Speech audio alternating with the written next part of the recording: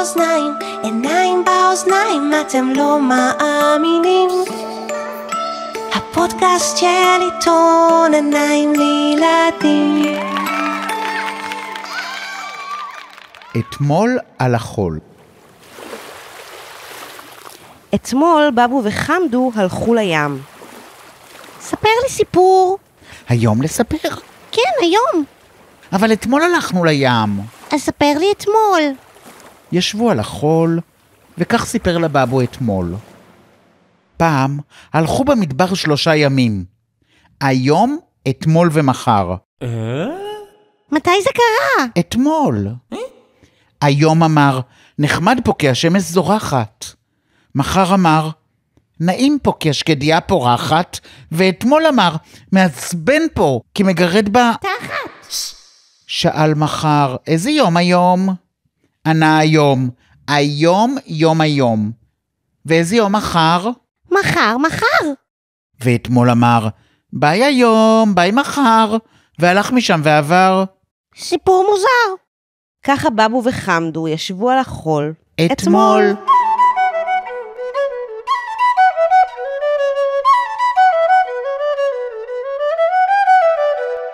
שלום שלום, אנחנו שוב בעיניים באוזניים, הפודקאסט של עיתון עיניים לילדים ולילדות. שמענו זה עתה את נועם פרטום וזאב אנגלמאייר בקומיקס של זאב, אתמול על החול. ואולי אתם יכולים כבר לנחש את נושא הפרק שלנו, שהוא כמובן, אתמול. דבר אחד לפני שמדברים על אתמול, אולי אתם חושבות או חושבים שהקול שלי הוא לא בדיוק הקול שאתם רגילים לשמוע בתוכנית. ואם אתם חושבים ככה, אז אתם לגמרי צודקים, כי נועם פרטום שבדרך כלל מגישה את הפודקאסט נמצאת כרגע בחופשת לידה. זה מאוד מרגש ואנחנו מאחלים לנועם בריאות טובה והרבה הרבה אושר. בינתיים, אני ורד, אני עובדת בעיתון עיניים ויוצרת את הפודקאסט יחד עם נועם. והיום אני גם מדבר בו, וזה כיף גדול בשבילי להיות פה איתכם. אתמול הוא כמובן היום שלפני היום. היום שהיה לפני שהלכנו לישון בלילה וקמנו היום בבוקר. אבל חוץ מזה אנחנו הרבה פעמים מרחיבים את המשמעות של אתמול. ואומרים אתמול כשאנחנו מתכוונים באופן כללי לדברים שהיו בעבר. למה? לא ברור. אולי כי אנחנו בני האדם אוהבים מטאפורות. בכל אופן, אתם תראו שהדברים שנדבר עליהם בפרק הזה לא קשורים רק לאתמול במשמעות הכי פשוטה שלו. עכשיו למשל, אני רוצה למתוח את גבולות האתמול עד כדי כמה עשרות מיליוני שנים. איתי על הקו נמצא הזואולוג שי מאירי, שלכבוד גיליון אתמול, כתב לעיתון עיניים מאמר על הכחדה של מינים של בעלי חיים. שלום שי. שלום. היי, תודה שהצטרפת אלינו. שמחה. אולי נתחיל מלדבר על קבוצת בעלי החיים הכי מפורסמת שהייתה על כדור הארץ ונכחדה. אם היינו חוזרים בזמן, נגיד, ככה 67 מיליון שנה, איזה מין עולם היינו מוצאים? אז היינו מוצאים את העולם של סוף תקופת הקריטיקון, ומה שהיינו רואים ומתרשמים ממנו כנראה ראשון היו הדינוזאורים כמובן, כיוון שבתקופה הזו, בעלי החיים הגדולים ביבשה היו הדינוזאורים, בים היו איכטיוזאורים, פליוזאורים, פלזיוזאורים, מוזוזאורים, ושאר מה שנקרא לו היום זוחלים ימיים מאוד מאוד גדולים, ועל היבשה, כמובן דינוזאורים, תופעה ייחודית שכמוה לא הייתה מאז. ומה כל כך מיוחד בדינוזאורים? תראי, מה שמיוחד בדינוזאורים זה שהם היו מאוד גדולים, לא חיו ביבשה עד אז ומאז בעלי חיים כל כך גדולים, וזה מה ששווה את הדמיון שלנו, אני מניח, בני אדם, גם אוכלי עשב עצומים, גם טורפים אדירים כמו טירנוזאורוס רקס, שאולי ידוע בכולם, ואחרים. אז על כמה גדול אנחנו מדברים? אז אנחנו מדברים על הגדולים בצמחונים, גדולים ביותר שאנחנו מכירים היום, חיו בארגנטינה דהיום, תקופה מוקדמת קצת יותר ביורה, הערכות משתנות, אבל נגיד בין 50 ל-70 טון פחות או יותר, זה גדול יותר מפי 10 מהפילים הגדולים שחיים היום. טורפים קצת יותר קטנים, אבל גם כן הערכות מתקרבות ל10 טון לגדולים בהם. שוב, הטורף הגדול היום ביבשה הוא דוב קודיאק ודוב הקוטב, שזכרים גדולים יכולים להתקרב ל-800 קילוגרם, אנחנו מדברים על חיות גדולות פי 10. אוקיי, קיבלתי סדר גודל, מדהים. אז זה היה העולם הבלתי נתפס שהתקיים אז, ואז מה קרה? אז היה בום. חצי האי יוקטן שבמקסיקו לפני 66 מיליון שנה, פגע אסטרואיד מאוד מאוד גדול, בקוטר של כמה מאות מטרים, בכדור הארץ, ויצר מצד אחד פיצוץ אדיר, גל הלם עצום, שהכחיד מיד כל מה שהיה ברדיוס של כמה מאות קילומטרים, שלח גלי זעזוע אדירים וצונאמי מאוד מאוד גדולים למרחקים עוד יותר גדולים, ואחר כך האבק שהשתחרר לאטמוספירה כתוצאה מהפיצוץ הזה, יצר כנראה שכבה מאוד עבה של חלקיקים, שהסתירה את אור השמש כנראה כמה שנים, וזה לפי ההנחות גרם לאפקט שאנחנו חוזרים היום שיקרה אם חס וחלילה תהיה איזו מלחמה גרעינית, אפקט שנקרא חורף גרעיני, זאת אומרת, ברגע שקרני השמש לא יכולות לחדור, קשה לצמחים לעשות פוטוסינתזה, הטמפרטורות יורדות, והרבה מאוד בעלי חיים, כולל שושלות שלמות, וכל הדינוזאורים, חוץ מקבוצה קטנה של דינוזאורים מנוצים מעופפים, שאנחנו קוראים להם ציפורים, נכחדו, והעולם עבר איזשהו ריסט, כל המערכות האקולוגיות בעולם עברו איזשהו תהליך התחול מחדש מאוד דרסטי למציאות אחרת. אוקיי, אז זה באמת אירוע מאוד דרמטי שמצית את הדמיון, אבל בעצם במאמר שלך אתה אומר שזה לא אירוע חד פעמי. לא, זאת אומרת כן ולא. בעלי חיים נכחדים כל הזמן. אירוע כזה של מה שאנחנו קוראים הכחדה המונית, היום מקובל לחשוב שהיו 5 כאלה במהלך ההיסטוריה של בעלי חיים לפחות על פני כדור הארץ. שהאירוע הזה של סוף תקופת הקריטיקון, הוא אפילו לא הגדול בהם. הגדול בהם חל לפני 246 מיליון שנה, שלפי הערכות גרם להכחדה של בערך 90% ממיני בעלי החיים שהתקיימו עד אז. ואגב, אפשר ספציפית בעקיפין גם כן את ההתפשטות של הדינוזאורים, שלפני זה היו פחות משמעותיים. ועכשיו בעצם אנחנו נמצאים בעיצומו של עוד אירוע הכחדה המוני כזה, נכון? אז אם דיברנו על 5 אירועים של הכחדה המונית, אלה הם האירועים הטבעיים, זאת אומרת שהסיבות להם סיבות טבעיות, היום אנחנו בהם בעיצומו האירוע השישי, הכחדה המונית השישית, והגורם להכחדה הזו הם בני אדם. זה אירוע שהתחיל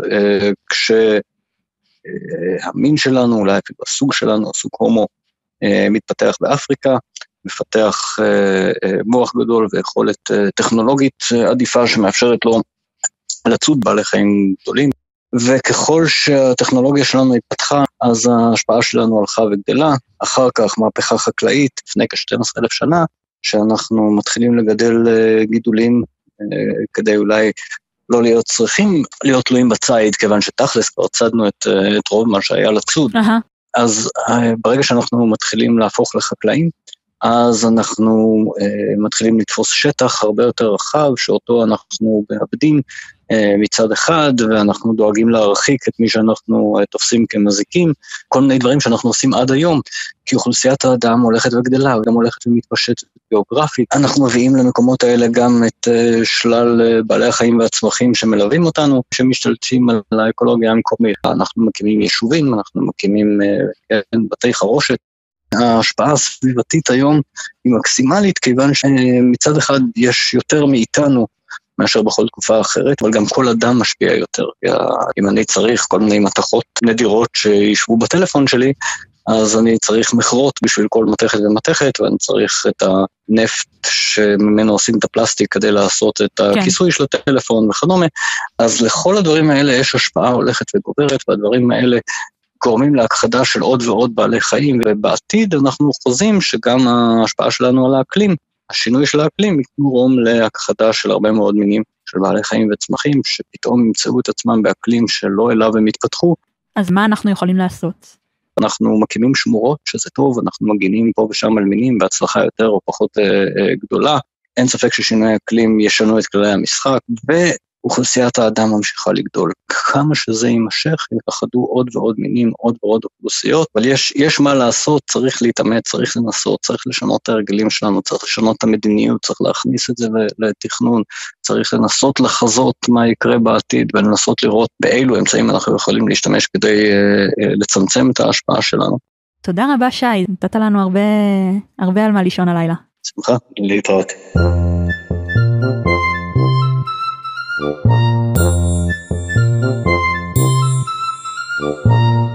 אני חייב להיות בצוות עם נעמה.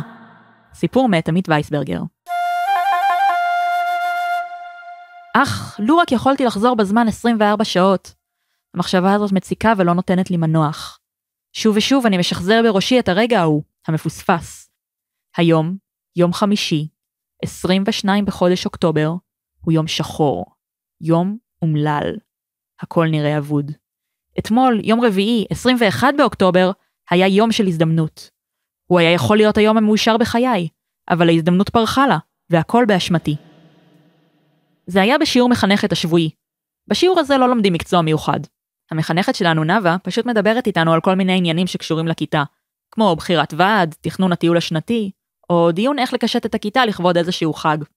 נאווה, שאוהבת למתוח אותנו, נכנסה לשיעור, ובלי שום הסבר אמרה, בוקר טוב, דרושים 4 מתנדבים לפרויקט מיוחד במינו. אחר כך סקרה את הכיתה במבט נוקב, ועל שפתיה הצטייר חיוך מסתורי. כמו תמיד, אבנר היה הראשון שהרים את ידו. לפי ההתלהבות שלו, היה ברור שהוא אפילו לא התעניין לרגע אחד באיזה פרויקט מדובר. הוא פשוט רצה למצוא חן בעיני נאווה, ולהראות לה שהוא ילד טוב כזה, ילד שאוהב לעזור, ילד עם חוש התנדבותי.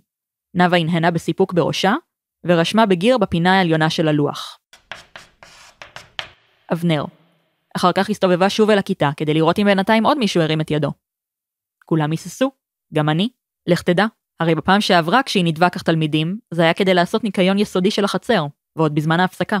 נו, עודדה אותנו המחנכת. איפה רוח ההתנדבות שלכם? איפה רוח ההרפתקה? מדובר בפרויקט מיוחד במינו. שיר הרימה את ידה. היא נתפסה בפיתיון. נאווה רשמה על הלוח. שיר. תמימה שכמותה, חשבתי לעצמי. עליי המחנכת לא תצליח להרים. אבל רגע אחר כך עברה מחשבה בראשי. רגע, הרי שיר היא החברה הכי טובה של נעמה. יש סיכוי טוב מאוד שאם שיר התנדבה, נעמה תתנדב בעקבותיה כדי להיות בצוות עם החברה שלה. העיניים שלי תרו אחר מקומה של נעמה בשורת השולחנות הראשונה. אפילו בעיניים עצומות יכולתי לראות את הצד האחורי של ראשה. היה לה שיער שחור מטולטל. הרגשתי שאני מכיר באופן אישי כל טלטל וטלטל בתסרוקתה. ידה של נעמה הייתה תלויה באוויר. היה אפשר לראות שהיא מאססת. גם אני כבר הייתי בהיקון. החלטתי שאם אראה שנעמה מצביעה, ארים גם אני את ידי באותו הרגע. נו, המשיכה נאווה, איזו מין חבורת הססנים אתם. דרושים עוד 2 מתנדבים. אתן לכם רמז. זה פרויקט לאוהבי חיות. מיד קפצה ידה של נעמה מעלה, ואימא, בהפרש של שנייה אחת, גם ידי. לרוע המזל, לא הייתי היחיד. ברגע שהנפתי את שלי, הונפו לאוויר לפחות עוד 5 זרועות. נאווה, שהייתה לה עין בוחנת, כיניתי אותה עין הנץ, קלטה את נעמה ורשמה את שמה על הלוח, אבל לגבי המתנדב הרביעי היא לא הייתה בטוחה. בכיתה החלה מהומה. פתאום רצו כולם להיות מספר 4 בצוות. מכל עבר נשמעו קריאות. אני הצבעתי ראשון. לא נכון, אני הרמתי את היד קודם. בבקשה נאווה, תרשמי אותי. גם אני קראתי, גם אני התחננתי. מתחתי את זרועי עד שכמעט נקראה מן הכתף. בדרך כלל אני לא אוהב להתחנן ככה, אבל הפעם זה היה חשוב, מקרה חירום. אני חייב להיות בצוות עם נעמה. חייב. זו ההזדמנות שלי להיות איתה, להתקרב אליה סוף סוף, להתיידד עימה. לבסוף רשמה עין הנץ את בוריס. קריאות אכזבה של אוף, למה דווקא הוא? נשמעו, אבל נאווה הייתה חסרת רחמים. זהו, בזה זה נגמר. אין מקום לערעורים. הגורל נחרץ. לא הייתי בצוות. התברר שהצוות יטפל בפינת החי. אבנר, שיר, נעמה ובוריס ינקו את הכלובים של הארנבות, יאכילו וישקו את השרקנים, יאספו את ביצי התרנגולות ויפזרו קש טרי. הפעם זה באמת פרויקט מיוחד במינו, כדבריה של המחנכת. סניתי את נאווה על הדרך שבה היא מתחה אותנו ועל הדרך שבה הקימה את הצוות. אם רק הייתה אומרת מההתחלה שמדובר בצוות טיפול בפינת החי, לא הייתי מאסס. הרי אני אוהב מאוד חיות. ולו הייתי יודע שנעמה תהיה בצוות, לא הייתי חושב פעמיים. הייתי מצביע עוד לפני אבנר. אבל כל זה היה אתמול. כל זה היה ונגמר, שייך לעבר. לא תהיה עוד הצבעה, לא יהיה צוות אחר. חמקה לי ממש מבין האצבעות, הזדמנות פז להתקרב לנעמה. יום חמישי, 22 באוקטובר, השעה 9 בבוקר. 4 בני המזל, וביניהם נעמה, נמצאים עכשיו בפינת החי. בכל בוקר הם יבלו שם 15 שעה יחד, ועוד על חשבון הלימודים. ואני סגור בכיתה, ואני אומלל. לא רק יכולתי לחזור אחורה בזמן, לא הרבה, רק 24 שעות. מבחינתי אין בכלל דבר כזה, היום. אני חושב רק על אתמול, חושב ומתענה. אני כועס על עצמי, מקלל את עצמי. טיפש, פחדן, אפס, לוזר. כך עוברות השעות. יום הלימודים חולף לו בלי שאני רואה ושומע מה שמתרחש. אפילו צלצול הפעמון המבשר את סופו של השיעור האחרון חודר בקושי לאוזניי. מסביבי ילדים תולים עכשיו על כתפיהם את הילקוטים, מרימים את הכיסאות ומניחים אותם ממופח על השולחנות. פתאום אני מרגיש שנוגעים בכתפי. עמית, הכל בסדר? אתה נראה שפוף. אתה לא מרגיש טוב? עיננץ הבחינה בסבל שלי. אכן, דבר לא נעלם ממבטה הבוחן. ופתאום אני לא מתאפק. הדמעות חונקות את גרוני. זה לא הוגן, אני הצבעתי לפני בוריס, אני מתפרץ. הדמעות שוטפות את לחיי. נאווה שותקת רגע ארוך, מסתכלת בי, מנסה להבין. שמעתי מצוות פינת החי שהם מתקשים להספיק את כל העבודה ברבע שעה, היא אומרת. כנראה טעיתי במספר המתנדבים, אולי דרוש מתנדב 5.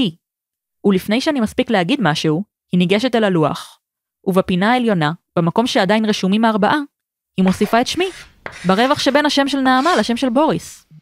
כמה אני אוהב עכשיו את נאווה, המחנכת, עין הנץ שלי, יותר מכל אדם אחר בעולם. וברור שאני סולח לה מיד על כל שאר הדברים. מעכשיו אני כבר לא חושב על אתמול, רק על מחר. מחר בשעה 9, אעמוד קרוב לנעמה, ואעזור לה לפזר קש בכלובים. ועם קצת מזל, אולי יתפס איזה עניץ קש בטלטלים השחורים שלה. ואני אסיר אותו באלגנטיות ואגיד לה, אופס נעמה, נתפס לך קש בשיער.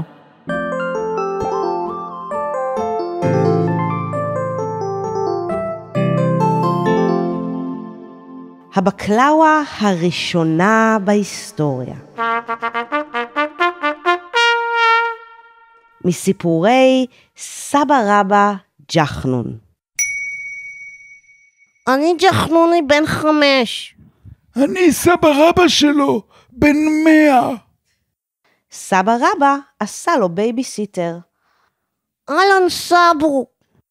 סהלן ג'חנוני. וסיפר לו סיפור לפני השינה.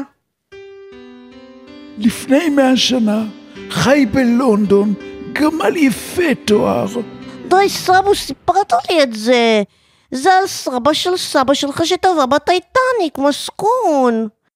בסדר, אז לפני 1000 שנה חי בבולגריה, גמל מכוער. סיפרת גם את זה סבו.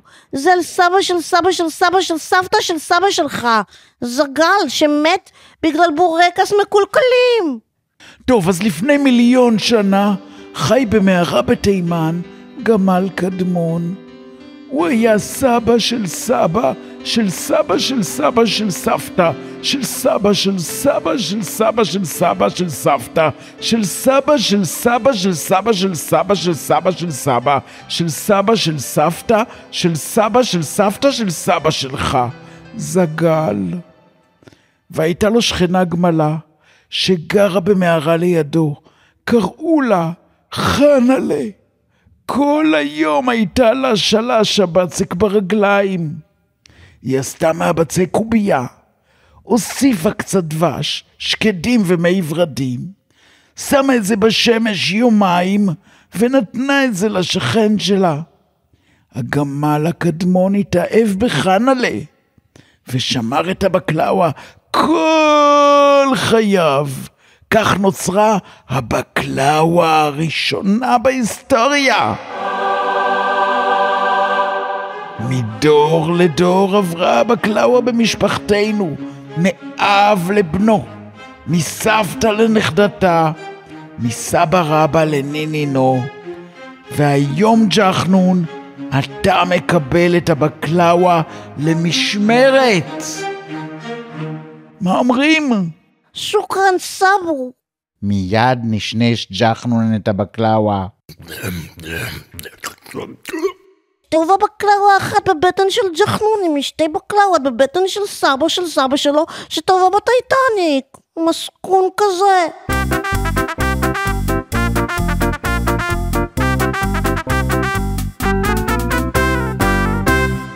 שאלה שמאוד מעניינת אותי היא איך בעלי חיים זוכרים את העבר. איתי על הקו נמצא אייל בר-טוב, חוקר בעלי חיים בעבר וצלם טבע בהווה, שנוסע בכל רחבי העולם כדי לצפות בבעלי חיים ולצלם אותם. ויחד עם בת זוגו טל, הוא מפרסם כבר הרבה שנים כתבות בעיניים ובמקומות אחרים, על טבע ועל התנהגות של בעלי חיים. שלום אייל. שלום שלום. תודה רבה שהצטרפת אלינו. בשמחה. אז נתחיל מהשאלה המתבקשת. בעלי חיים זוכרים? כן, כמובן שיש לנו בעלי חיים, זו מילה שמתארת הרבה מאוד מינים מחיות מאוד מאוד פרימיטיביות וקטנות כחרקים, ועד פרימטים שמאוד מאוד דומים לבני אדם, כך שקשה להגיד באופן כללי, אבל הרבה מאוד מינים של בעלי חיים והרבה מאוד סדרות של בעלי חיים, מגלים אצלהם זיכרון ולפעמים גם זיכרון מפתיע. איך אתה מבחין בין זיכרון לזיכרון מפתיע? לדוגמה, אם פיל פתאום רואה בן אדם שהתעלל בו לפני 20 שנה, במקרה שקרה בספארי אצלנו בארץ, בדרך כלל הוא נוח ונעים וחביב עם כל מטפליו, ופתאום מגיע בן אדם שהוא זוכר שהתעלל בו בגן חיות קודם מלפני 20 שנה, והוא מתרגז ומנסה לתקוף אותו. הייתי אומר שזיכרון של 20 שנה לבעל חיים זה דבר מפתיע. בהחלט. זאת דוגמה אחת.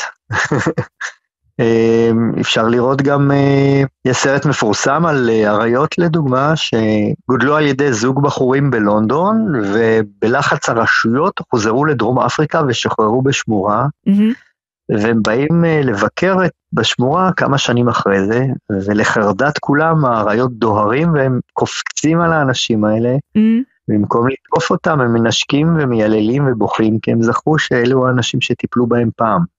אז זאת דוגמה נוספת, אפשר לראות את הסרטון הזה ביוטיוב, שהוא סרטון די מרגש.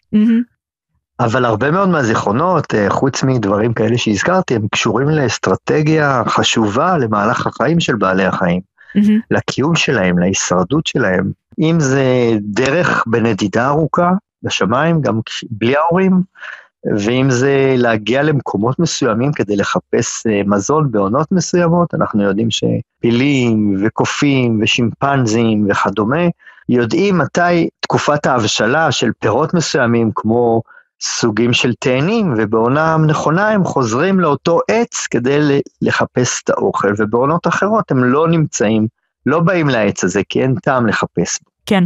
הרבה מאוד בעלי חיים, לפני שנת החורף מחביאים מזון בכל מיני מקומות, וכשהם מתעוררים אחרי חצי שנה של שינה עמוקה או תרדמה, הם רצים למחסני מזון שלהם כדי לאכול ולהתחזק, והדוגמאות האלה אפשר לראות בסנאים ובאורבנים וציפורים שונות, ואורבנים הם גם ציפורים, כן?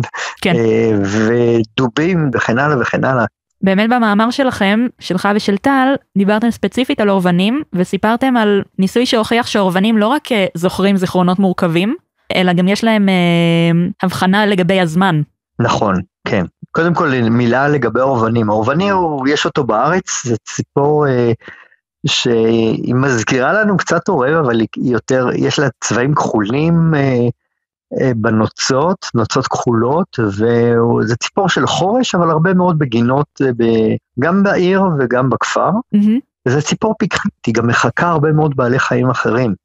אנחנו לא יודעים למה, אבל היא משמיעה קולות של סטארטר של מכונית, או פתאום היא ילדת כמו חתול או נובחת, ועושה כל מיני האורבני, נובח, ומשמיע כל מיני קולות שלא שייכים לו.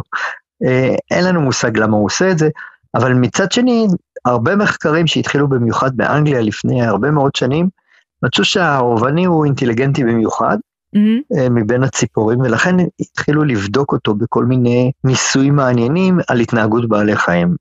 בחלק קודם כל גילו כמו שזה קיים אצל הרבה מאוד בעלי חיים, שאי אפשר להגיד, המין הזה של החיה עושה א', ב', ג', ד'.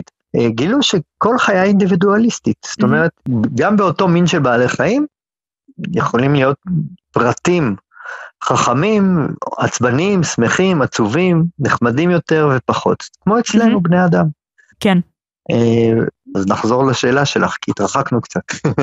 במאמר שלנו אנחנו מספרים שאורבנים מחביאים נגיד בוטניים וזחלים, אבל זחלים יישארו כמזון רק תקופת זמן קצרה, אחרי זה הם ירקבו ויעלמו. וכשירחיקו אורבנים, אחרי שהם החביאו גם זחלים וגם בוטנים במחבואים שלהם, יחזירו אותם אחרי תקופה קצרה, ואז הם רצו ואכלו גם מהזחלים וגם מהבוטנים. אבל כשהחזירו אותם אחרי תקופה ארוכה, הם כבר הבינו שככל הנראה, כן, שהזחלים כבר נעלמו, נרכבו, אין שם. ולכן הם רצו רק לבוטנים ולא חיפשו את הזחלים. זה היה ניסוי מאוד מעניין בנושא הזה. זאת אומרת שהזיכרון קשור גם לזמן, גם למקום וגם לאירוע. מרתק. טוב, תודה רבה. זה היה מאוד מעניין. בבקשה, להתראות. להתראות, המון תודה אייל. ביי ביי, להתראות. ביי ביי.